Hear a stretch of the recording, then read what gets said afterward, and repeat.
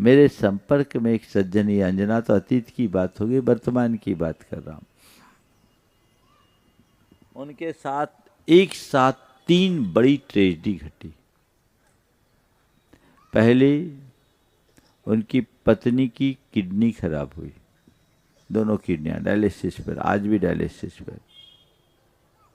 दूसरी, उनके व्यापार में बड़ा नुकसान हुआ, लोगों ने पैसा खा लिया, माने लाखों रुपया का नुकसान हुआ। और तीसरा, इन घटनाओं से प्रभावित होकर बेटा डिप्रेशन में आ गया, डीप डिप्रेशन में। लेकिन वो व्यक्ति विचलित नहीं हुआ। उससे बोले तो बोले, महाराज जी हम तो यही जानते ये सब संयोग है, ये ज्ञान है, ये समझ संयोग है। और संयोग है, मैं इनमें क्यों ऐसा मोह भाव जगा कर अपने आप को विचलित करूं कि ऐसा हो जाए, वैसा हो गया, ये हो गया, वो हो गया, ऐसा हो जाए, वैसा हो जाए, मैं क्यों सोचूं? ये सब संयोग है। संयोग बनते बदलते हैं। संयोग को संयोग मानने वाला कभी विचलित नहीं होता। ठीक है, कर्म का उदय है, झेलना पड़ेगा। और उसकी सोच इतनी सकारात्मक कि महाराज जी मेरे ऊपर ऐसी विपत्ति आई हैं, मुझे इसके बाद भी रंच मात्र मेरे मन में विचलन नहीं है, क्योंकि मैं अपने आप को इस अर्थ में भाग्यशाली समझता हूँ कि विपत्ति आने के बाद भी मैं आज इतना साधन संपन्न हूँ कि इनको झेल सकता हूँ। पत्नी बीमार है, उसकी इलाज करने की व्यवस्था मेरे ऊपर है। मुझे व्यापार में नुकसान हुआ, पर इतना नहीं हुआ कि मैं कर्जदार बन जाऊं। मैं सोचता हूं थोड़ा कम कमाया। बेटे में डिप्रेशन आया है, पर मैं ये सोचता हूं बेटा केवल डिप्रेशन में ही है, विक्षिप्त नहीं हुआ, ये क्या कम है, ट्रीटमेंट चलेगा, वो भी ठीक हो जाएगा। मुझे धैर्य है, कर्म का उदय तो झेलना ही पड़ेगा। बोलो, है ये असाधारण पराक्रम? उसकी जगह अगर तुम होते तो? बोलो, कोई सामान्य व्यक्ति हो तो? ये घटना तो किसी के साथ भी हो सकती है। अगले पल का भरोसा नहीं, किसके साथ कब क्या घटना घट जाए, किसके साथ कब क्या कैसी घटना घट जाए, एक पल का भरोसा नहीं।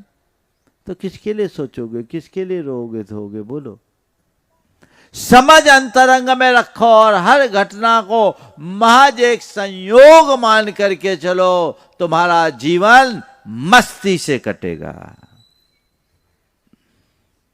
संयोग। विपत्ति में भी स्थिरता कौन देगा? धर्म, समझ।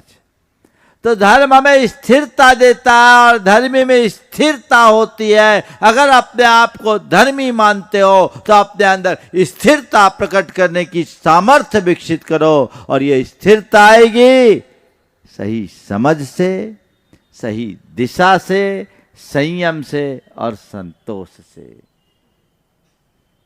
मैं धर्मी हूं, इसका प्रतिमान क्या होगा?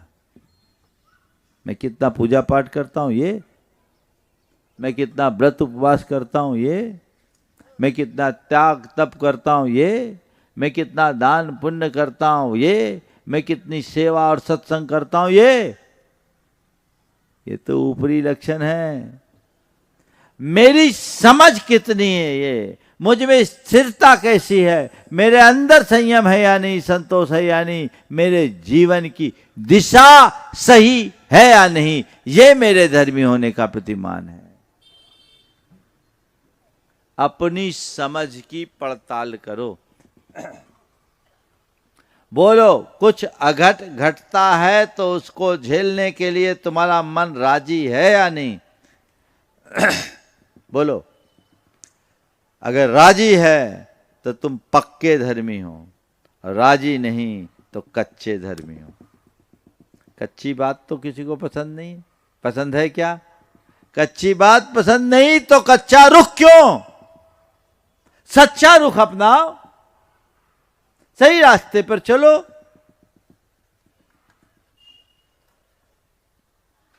गहराई में उतरिए, ये स्थिरता का आधार है।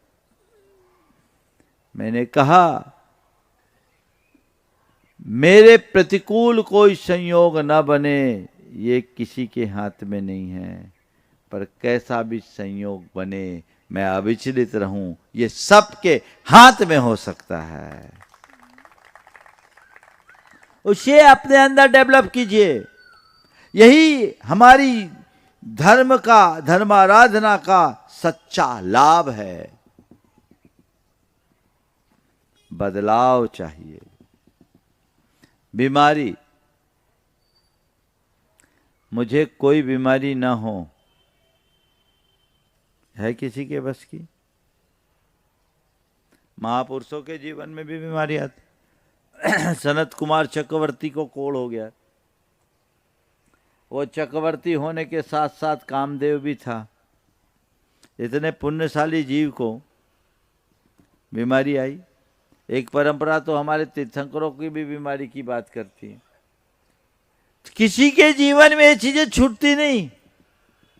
ठीक है, बीमारी आई,